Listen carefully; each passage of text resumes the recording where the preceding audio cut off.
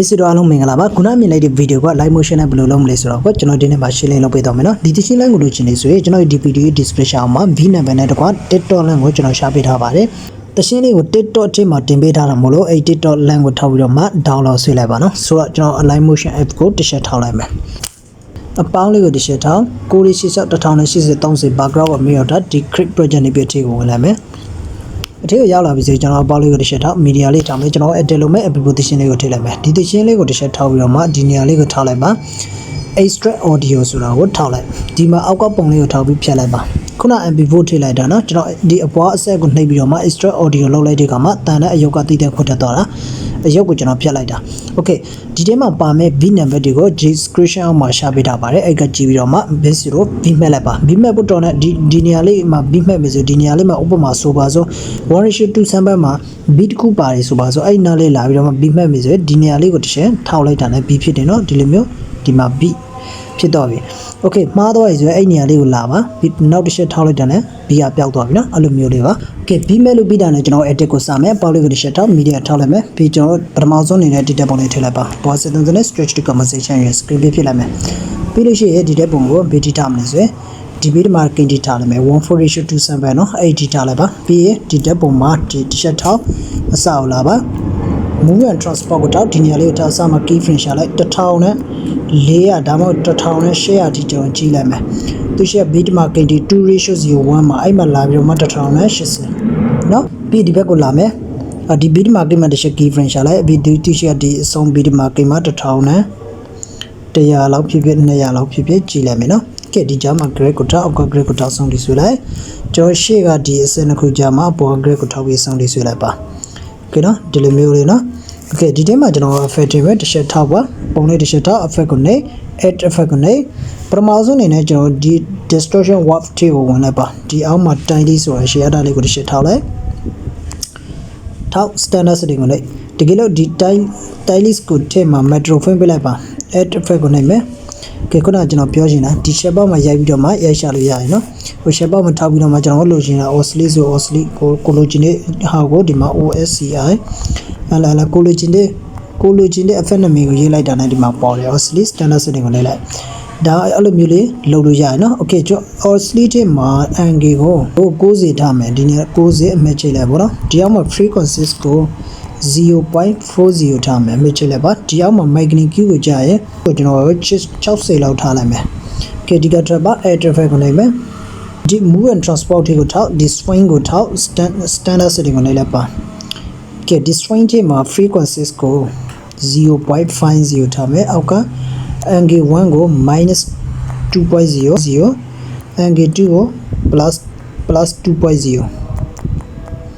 နော် okay -2.0 +2.0 okay ဒီ swing ပြီးပြီနောက်ထပ် effect ကိုချိန်မယ် effect ကိုနေ black နေရာလေးထောက် motion black ကိုထောက်လိုက်ပါပြီးဒီ standard setting ကိုနေလိုက်ပြီး effect ကိုနေမယ်ပြီးရင်ဒီအောက်မှာဒီနေရာလေးကိုတစ်ချက်ထောက်လိုက် fade out standard setting ကိုနေလိုက်ပါဒီ fade out ထဲမှာဒီ out ကို0ထားလိုက်မယ် end ကိုဒီ90ထားလိုက်ရင်ရပါတယ်ကျွန်တော်90ပဲထားလိုက်မယ်ဒီကထွက်မယ်ကဲရပါပြီကျွန်တော်ဒီ effect ၄မျိုးကိုပဲဒီချိန်မှာထည့်ပေးလိုက်မယ်နော်ကျွန်တော်ရှေ့အပိုက်ကို crease မယ်ပေါင်းလေးကိုတစ်ချက်ထောက် media လေးကိုထောက်လိုက်ပါပြီးရင်ဒီအောက်ကဒီဓာတ်ပုံလေးကိုထည့်လိုက်မယ်အပေါ် settings နဲ့ stretch to composition area ဒီအဆုံးထိတော့ပြီးတော့မှ shot ထားလိုက်ပါနော်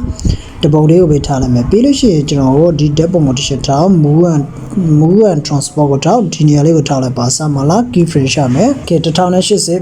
ဒီပထမဒီ bit market တခုကျော်နော်ဒီ bit market ကိုလာမယ် 1:5:1 နဲ့အဲ့နာလေးမှာ1000နဲ့1500ထားလိုက်မယ်ကဲသူရှိ bit market တခုဒီ16:09 မှာလာပြီးတော့မှ1080ကဲသူရှိ bit market မှာ1500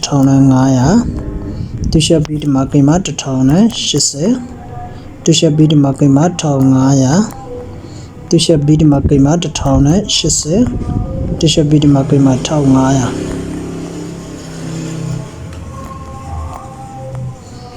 1080 1500ဒီလိုပဲလုပ်မယ်နော်ဒီအဆုံးမှာကျ1080ဒီကြားမှာကျွန်တော် grade ကိုထောက်ပေါ် grade ကိုထောက်ဆုံးတည်တယ်73နဲ့ copy က73နဲ့ paste ကတော့ keyframe ဒီ grade ကိုအကုန်လုံးမှာ paste ရှာလိုက်မယ်နော် okay ပြီးရင်ဒီနောက်ဆုံးမှာကျွန်တော်အောက်ဘက်ကိုလှည့်ပေးလိုက်ပါ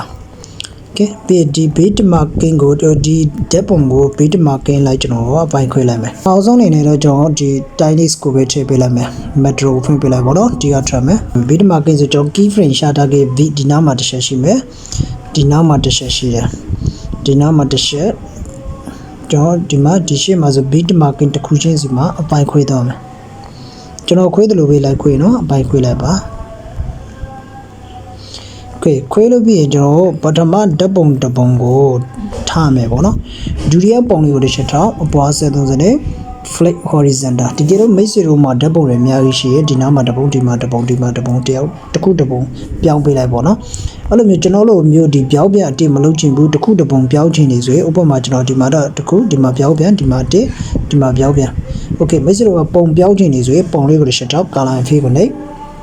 ဒီနေရာလေးထောက်လိုက်ပေါ့နော်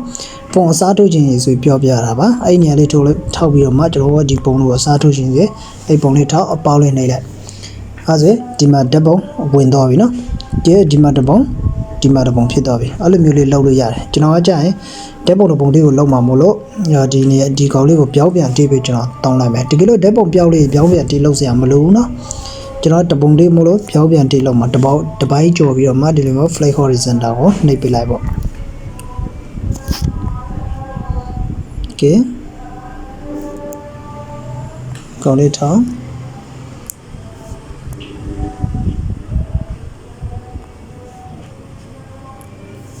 okay ဆိုတော့ကျွန်တော်ပထမ depth ပုံတစ်ပုံမှာ effective ပြီးတော့မှဒုတိယပိုင်းမှာအကုန်လုံး paste ရှာတော့မယ်နော်ပုံလေးကိုတစ်ချက်တော့ effect ကိုနေ add effect ကိုနေ okay add effect ကိုနေမယ်ပြီးလို့ရှိရင်ဒီအောက်မှာ move and transport ကိုထောက်ပြီးဒီ oscillate ကိုတစ်ချက်ထောက်လိုက်မယ်ပြီးဒီ standard setting ကိုနေလိုက်မယ်ဒီ oscillator မှာဒီ angle ကို90ထားပေးလိုက်မယ်နော်။ match ဒီ frequencies ကို 1.0 ဒီမှာ magnitude ကိုအစမှာလာ keyframe ရှာအစမှာ200ထားမယ်။အဆုံးတော့ keyframe ရှာမယ်အဆုံးမှာ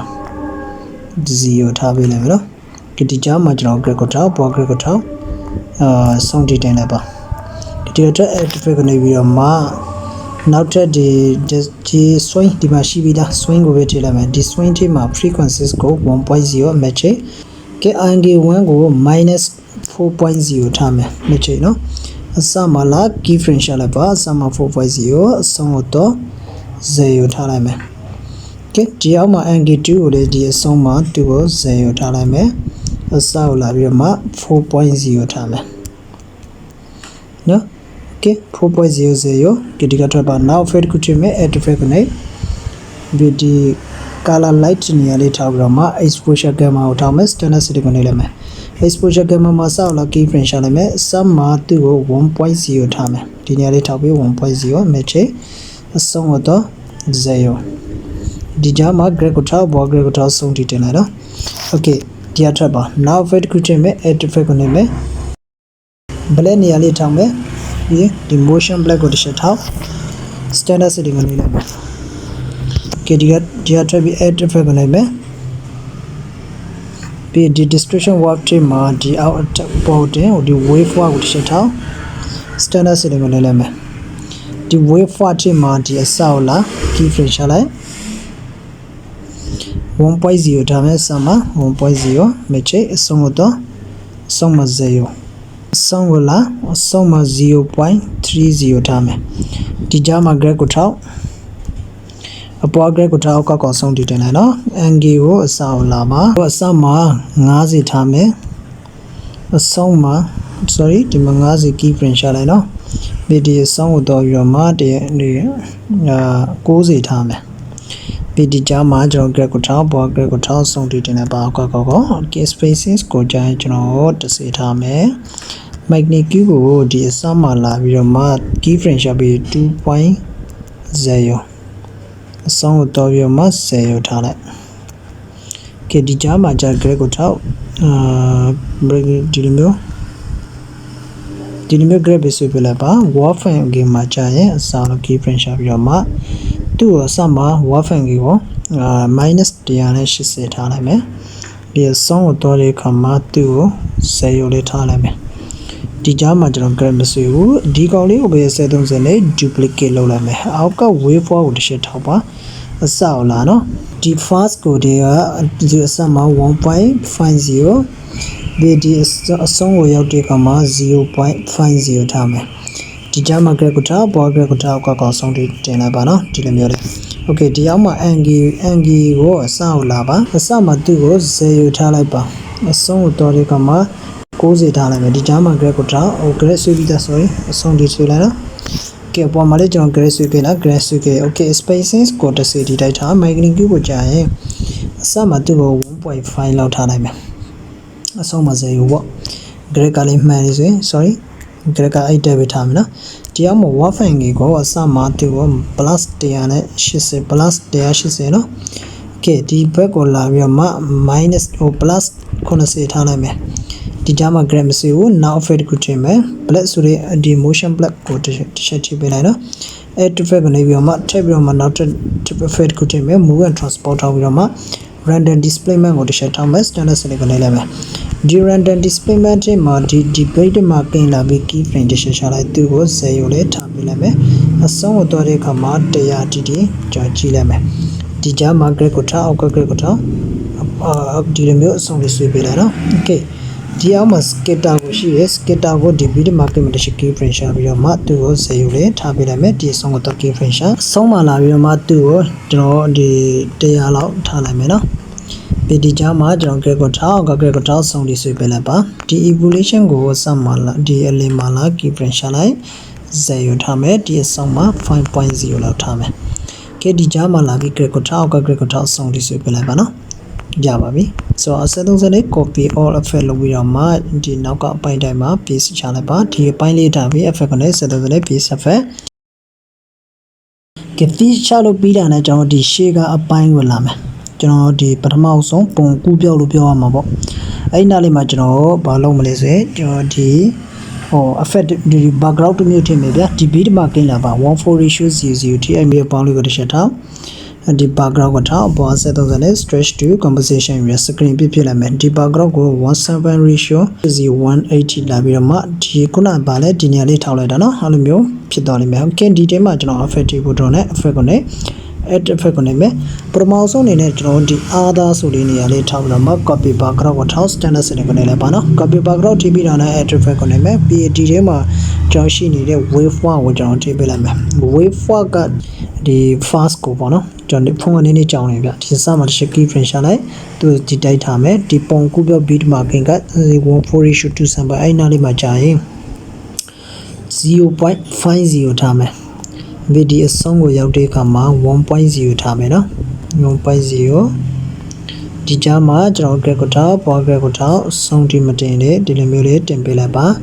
ဒီအစမှာအောက်က grade ကိုထားအောက်က grade ကိုထောက်လိုက်ရုံပဲနော် okay ဒီ angle ကိုအစမှာလာ keyframe ရှာဒီတက်0လေးထားလိုက်မယ်ပြီး keyframe ရှာတော့နည်းနည်းကြာနေဗျဒီနားမှာတစ်ချက် keyframe ရှာပြီး angle ကိုဒုတိယ beat marking မှာဒီနေရာလေးထောက်50အမှတ်ချိလိုက်ပါကဲအဆုံးကိုတော့တဲ့အခါမှာ100တီတီထားလိုက်မယ်မချိဒီကြားမှာကျွန်တော် grade ကိုထားပေါ် grade ကိုထားအဆုံးထိတင်လိုက်ပါရှောက်တယ်ဒီရှင်းမှာအောက်က grade ကိုထောက်လိုက်အောင်ပဲနော်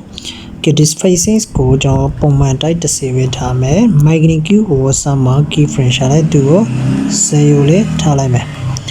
နော်အဆုံးကိုတော့ပြီးတော့မလဲ0ထားလိုက်မယ်တော့ကျွန်တော်အဆက်မှာကြာရင်ပုံကူးပြောက်ဆက်ကဒီနားမှာပေါ့နော်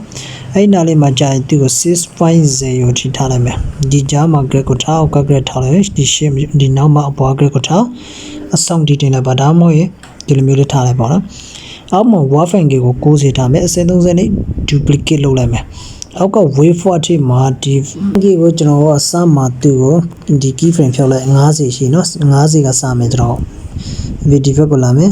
ဒီဘက် keyframe မှာကြာရင်ကျွန်တော်100ကိုတောင်းမယ် minus မဟုတ်ဘူး plus 100ကိုတောင်းမယ်ဒီအဆုံးမှာကျ150ကိုတောင်းမယ်တပွိုင်း150ကိုတောင်းမယ် okay ဒီကြားမှာကျွန်တော် grade ကိုထောက်ပေါ် grade ကိုထောက်ဆုံးဒီတင်ဒီရှိမှာအောက်က grade ကိုထောက်လဲနော်ကဲဒီအောင်မှာ spaces ကိုဒီတိုင်းထား migrate q ကိုကြာရင်ဒီမှာနေဒီအဆက်မှာ 6.5 ဒီထားမယ်မကြည့်လဲနော်ဒီမှာ grade ကိုထောက်ဒီမှာရှေ့မှာအောက်က grade ကိုထောက်လိုက်ပါဒီမှာပေါ် grade ပေါ့ဒီမှာအောက်က grade ထောက်ဖို့ပဲထောက်လိုက်ကဲ word file ကိုကြာရင်ကျွန်တော်အဆက်မှာတခြား key frame ရှာလိုက်ပါဒီနေရာလေးထောက်ပြီး4 0ထားမယ်ဒီအဆက်ကိုလာ key frame ရှာလိုက်မယ်ကဲဒီအဆက်မှာကြာကျွန်တော်90ထိထားလိုက်မယ်ဒီအဆုံးကိုရောက်တဲ့အခါမှာ130နော်ဒီကြားမှာကျွန်တော် grade ကိုထောက်ဒီအပေါ် grade လို့မဟုတ်ဘူးဒီလို grade မျိုးကိုထောက်ပြလိုက်ဒီလိုပုံစံမျိုးဆွဲလိုက်နော်ဒီမှာဆိုအောက်က grade ကိုထောက်တိုးတော့ဒီကောင်လေးအနေနဲ့ဒီလိုမျိုးရှာပြီးဒီကောင် short ပေးလိုက်အဲ့လိုဒီလိုမျိုး grade လေးပေါ့နော်ဒီမှာဆိုရင်နည်းနည်းတင်ပေးလိုက်မယ်ဒီ grade မျိုးဆွဲပေးလိုက်ပါ okay ရပြီဒါမှ wave 1 နှစ်ခုကိုဒီထဲမှာထည့်ထားခဲ့ရနော် okay နောက်ထပ် background တစ်ခုထည့်မယ်ဒီပုံကူပြုတ် beat မှာကိန်းလာပြီးတော့မှပေါက်လေးကိုတစ်ချက်ထောက် background ကိုထောက်အပေါ်ဆက်သွင်းနေ stretch to composition ရယ် screen ပြပြီးတော့မှဒီ effect နေရာလေးထားမယ်ဟိုဒီ effect နေရာမှာထောက်ခင်မှာဒီတဲ့ပုံကိုဒီဘယ်လိုဆိုမလဲဒီ page ထားမလဲစေ15 ratio 190 8GB ထားလိုက်မယ်တူတူလေးပဲเนาะဒီမှာတူတူလေးပဲအဲ့ကောင်လေးကိုတစ်ချက်ထောက် effect ကနေ effect ကနေပထမဆုံးအနေနဲ့သူ့ကိုလေး copy background ကိုထည့်ပေးလိုက်မယ်copy background ထိပြီးတာနဲ့ဒီ tiny ဆိုတဲ့ effect ကိုထိပေးလိုက်မယ်ဒီ tiny မှာအစအောင်လာမယ်နော်အစအောင်လာပါ cross ကိုသူကဒီ key frame ရှာလိုက်ဒါကျွန်တော်ဝိညာဉ်ထွက်တဲ့ပုံစံမျိုးဖန်တီးရှင်တော့ဒီအဆုံးကိုရောက်တဲ့အခါမှာဒီ0မဟုတ်ဘူး 2.0 ထားလိုက်မယ်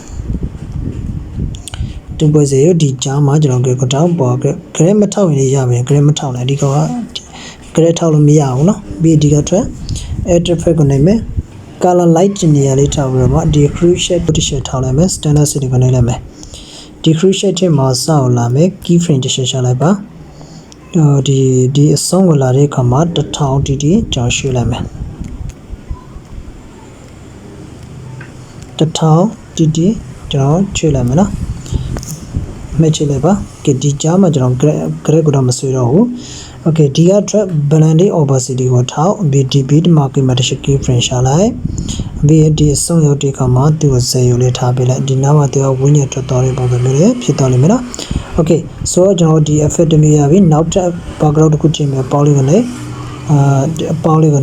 background ကိုထောက်အပေါ်ဆက်သွင်းနေ stretch to composition ရဒီ share beat marking လာပြီး body ပိုက်ဖြတ်လိုက်မယ် effect ကနေ effect ကနေပထမဆုံးအနေနဲ့ကျွန်တော် copy background ကိုပဲထည့်လိုက်မယ်ဒီကထွက်ပါပြီး effect ကိုနေမယ်ပြီးဒီအောင်မှာ move and transport ကိုထောက်ပြီးဒီ stress exist ကိုတစ်ချက်ထောက် standard setting ကိုနေလိုက်မယ်ဒီ stress exist မှာဒီနောက်မှာတစ်ချက် key frame ရှာလိုက်ပါ 1.0 ထားမယ်ဒီအဆုံးကိုတော့ key frame ရှာ 1.0 ထားဒီအဆက်မှာလာပြီးတော့မှသူ့ကို 1.50 ထားမယ်ဒီကြားကိုလာမယ် grade ကိုထားအောက်က grade ကိုထားလိုက်ဒီရှင်းမှာလည်းပေါ် grade ကိုထားလိုက် okay ရပြီနော်ဒီ angle ကိုကြာရင်သူကဒီအဆက်မှာလာမယ်ဒီ key frame ရှာလိုက်အစမှာနော်အစမှာ key frame ရှာလိုက်ပြီးဒီအဆုံးကိုတရောက်တဲ့ကမှာ180မချိလိုက်မယ်ဒီအလေးတိလာပြီးတော့မှ grade ကိုထားအောင်ဒီ center grade ကိုထားနည်းနည်းတင်လိုက်ဒီကောင်ကိုနည်းနည်းတင်လိုက်ပုံစံမျိုးလေးဆွဲလိုက်မယ်နော် okay ဒီကထွက်ပါဒီ stress exist ကိုထည့်ပြီးတာနဲ့ဒီလိုမျိုးထားလိုက်မယ်ဒီ background 3ခုလုံးကိုအမချိလိုက်မယ်ဒီနေရာလေးကိုထားပါဒီ copy 3 layer ကိုတစ်ချက်ထားလိုက်ပါokay copy 3 layer ကိုထောက်လို့ပြီးတာနဲ့ကျွန်တော်ဒီရှေ့ကဒီနားမှာပုံဒီနားမှာတစ်ချက် piece ရှာလိုက်မယ်ဗျာပုံကူးပြောက်လို့မဟုတ်ဘူးဒီ 1 ratio 01မှာနေပြီးတော့မှခုန background 3ခုကို piece ရှာလိုက်မယ်ဒီမှာလွယ်နေเนาะကျွန်တော်ဒီ beat marking နဲ့ကိုတည်ထားမှာokay ပြီးလို့ရှိရင်ထပ်ပြီးတော့ဒီသူ့ရှေ့ကိုလာပဲနည်းနည်းဒီနားမှာလာပြီး piece ရှာလိုက်ပါ piece ထပ်ရှာလိုက်မယ်ကိုတည်ကြအောင်ကျွန်တော်ရွှေ့စရာမလိုတော့ဘူးပေါ့မကွက်တိကြရင်နော် okay ဒီစောင်းတော့ပြီဆိုရင်ဒီ background မှာဒီမှာတရှင်းကဒီနားမှာစောင်းသွားတာဒီ 2 ratio 04မှာဒါပေမဲ့ background ကရှင်နေအတွက်နဲ့ background ကိုထောက်ဒီနေရာလေးထောက်ဖြတ်ပါနော်ဒီတေးဝင်ပြီးတော့မှမဖြတ်ပါနဲ့ဒီနားထောက်ဖြတ်ရှာလိုက်ရပြီ okay ပြီးရင်ကျွန်တော်ဒီ color adjustment လုပ်ဖို့လိုရတယ်အပေါင်းလေးကိုတစ်ချက်ထောက်ဒီ background ကိုထောက်အပေါ်ဆက်သွင်းနေ stretch to composition ရ screen ပြည့်လိုက်ပြီးတော့မှ background ကိုအဆုံးထိထားလိုက်နော်မြင်လိုက်တာမသိဘူးအဆုံးထိထားလိုက်ပါ effect ကိုနေမယ် add effect ကိုနေမယ် ပထမဆုံးအနေနဲ့ကျွန်တော်ချင်းနေကြတို့ပဲကျွန်တော် copy background ကိုပဲကျွန်တော်ဒီချင်းနေ add effect ကိုလည်းပထမဆုံးအနေနဲ့ကျွန်တော် copy background ကိုပဲထည့်လိုက်မယ်ဒီ add effect ကိုထည့်နေမယ်ပြီး wave file ကိုတစ်ချက်ထောက်လိုက်ပါဒီ wave file ကိုအစအောင်လာပါကျွန်တော်အစမှာတစ်ချက် keyframe ရှာထားလိုက်မယ်နော်ပြီး keyframe ရှာအဆုံးတော့အဆုံးမှာ keyframe ရှာသူ့ကိုကျွန်တော် 8.0 လောက်ထားလိုက်မယ်ဒီနောက်မှာတစ်ချက်ဒီ fast ကို 8.0 အမှတ်ချိန်လိုက်ပေါ့ okay ဒီ angle ကို60ထိထားမယ် spaces ကိုကျွန်တော်ပုံမှန်တိုင်းကျွန်တော်10ထားမယ်အောက်က magnitude ကိုကြာရင် 0.5 ထားမယ်ပုံမှန်တိုင်းပဲပေါ့ဒီအောက်မှာ warp angle ကို -30 ထားမယ်ကဲ70 duplicate okay အောက်ကကောင်လေးကိုတစ်ချက်ထား angle ဆိုတဲ့နေရာလေးကို180ဒီ spaces ကိုဒီတိုက်ထားပေါ့ magnitude တဲ့sorry ကျွန်တော်အပေါ်မှာ magnitude ကို 0.5 เนาะလုံးဝ0ထားလိုက်ဘာမှလှုပ်ရှားမှာမဟုတ်ဘူးဒီအောင်မှာ 40.5 ကျွန်တော်တစ်ချက်နှိပ်တာမှားခဲ့တယ်ကဲဒီအောင်မှာ warp angle ကိုကြာရင် warp angle ကို -80 ထားလိုက်မယ်ရပြီနော်ဒီ background နှစ်ခုပဲဒီထဲမှာဒီပြီးလို့ရှိရင်ကျွန်တော်ဒီက move and transport တော့ဒီနေရာလေးထားပြီးဒီရှေ့တဲ့နေရာလေးမှာ2500လောက်ကျွန်တော်ရှေ့နော်ရပြီအဲ့ဒါတခုပဲကျွန်တော်လုပ်ခဲ့ပဲပြီးရင်နောက်ထပ် background တစ်ခုထည့်မယ်ပေါက်လေးကိုနေ background ကိုထောင်းအပေါ်ဆက်သုံးစနဲ့ stretch to composition ရ screen ပြဖြစ်လိုက်မယ် effect ကိုနေမယ် add effect ကိုနေမယ်ပထမဆုံးအနေနဲ့ကျွန်တော်ဒီ copy background ကိုထည့်လိုက်မယ်ပြီးဒီက track add effect ကိုနေမယ်ဒီ black နေရာလေးထားပြီးတော့မှ sharpen ကိုတစ်ချက်ထားလိုက် standard set ကိုနေလိုက်မယ်ဒီ sharpen ထိမှာ 0.40 ထားမယ် strong ကိုပေါ့နော် radius ကိုကြာရင် 1.5 ထားမယ်ဒီ track add effect ကိုနေဒီအောင်မှာ meta mask key ထိမှာဒီမှာ beginner တစ်ချက်ရှိရင် standard set ကိုနေဒီ beginner ထိမှာဒီ style ကို90ထားမယ်ဒီအောင်မှာ roundness ကိုဒီဘက်ထားပြီးတော့မှ200ထားလိုက်မယ် feather ကိုကြာကျွန်တော် 1.0 ထားလိုက်မယ် strong ကိုဒီတိုက်ထားဒီအောင်မှာဒီကောင်ဒီတိုက်ထားလိုက်ပြီးနောက်ထပ် background တစ်ခုကိုကျွန်တော်ထည့်ပြီးတော့လည်းပေါလေးကိုလည်း background ထောက်ပေါ်ဆက်သုံးစနဲ့ stretch to composition area ဒီနားလာပြီး blending opacity ကိုထောက်ပေါ် darkening ကိုလည်း multiply ကိုပေးလိုက်ပါဒီ add effect ကိုနေပြီးတော့ copy background ကိုထည့်ပေးလိုက်နော်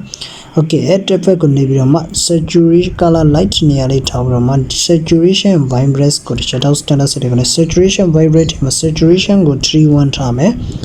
vibrance ကို 1.30 ထားမယ် okay ဒီက add effect ကိုနေပြီးတော့ color light နေရာလေးမှာဒီအောက်မှာ spot color ကိုတစ်ချက်တော့ standard set ကိုနေလိုက်မယ်ဒီ spot color ထဲမှာဒီနေရာလေးထားပြီးတော့ 20 ထားလိုက်မယ် feather လေးကိုကျွန်တော်90ထိထားပေးလိုက်မယ်နော် okay ဒီအောက်မှာတော့ကျွန်တော်လုပ်စရာမရှိတော့ဘူးဒီ background နှစ်ခုကိုပဲအမှတ်ချပြီးတော့မှ video အဆုံးထိလာပြီးရင်ဒီနေရာလေးထောက်ရောက်လာနေမယ် background နှစ်ခုလုံးကနော် export ထုတ်ဖို့ပဲကြံပြီကျွန်တော် edit ကပြီးဆုံးသွားပြီဆိုပွားမြားလေးကိုတစ်ချက်ထောက်ပြီးတော့ export ဆိုတဲ့ cloud ကိုနှိပ်လိုက်ပါကဲဒီမှာ0ကနေလို့ဒီဘက် 100% ပြတာနဲ့ဒီအောက်မှာ save ဆိုတဲ့ cloud တစ်ခုပေါ်လာလိမ့်မယ်အဲ့ဒီ save ကိုနှိပ်လိုက်တာနဲ့ microphone တွေကိုဒီ edition လေးကရောက်လာမှာဖြစ်ပါတယ်နော်အားလုံးပဲအဆင်ပြေကြပါစေ bye bye